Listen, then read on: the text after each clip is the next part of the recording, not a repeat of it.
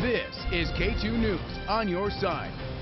We showed you this story from ABC News, a crash simulation showing seatbelts would help save lives on school buses. A retired bus driver came to K2 News saying she's not buying it and doesn't want Oregon to go through a proposed law to require them on school districts' fleets. K2's Reed Andrews is live in Beaverton for us now. And Reed, what's driving her passion about this? Well, she says those experiments are just that, experiments with a controlled environment. And anyone who's ever been on a school bus, particularly one that's full of children, know that those school buses are anything but controlled. It's the safest form of transportation there is, right under flying. And I like to fly. Nancy Stonebrink wasn't the friendliest of bus drivers. They were good kids. They had to be. Because if they weren't, I just pulled the bus over and sat there and looked at the scenery. Today's not the first time the 79-year-old has been on K2 News. We met her and she swore she'd been on before and had the tape to prove it. So she went digging. The last place you look is where you find it.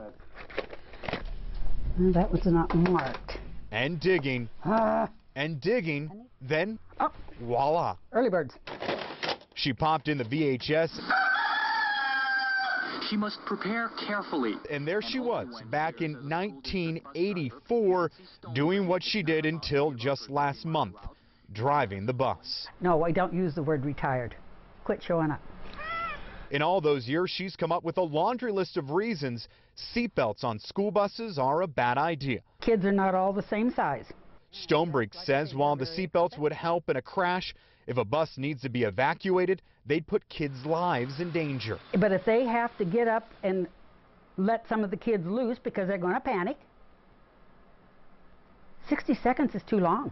Stonebrink's got her arguments against seatbelts on school buses down to a science. Well, usually even the little mothers, by the time I get done talking, they're against them. But not everyone is convinced. We buckle our children up for safety, and I would think on a school bus transportation that would be the same rule. They're rowdy, and I don't think the seatbelts are going to matter. I think they're going to take them off.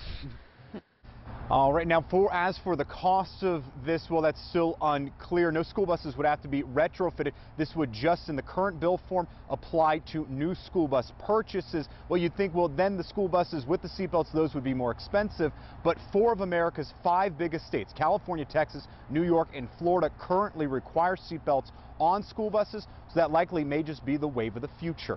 Live in Beaverton, Reed Andrews, K2 News. Hey, I just appreciate Nancy still has the VCR. Love that, Reed. Thank you for that story.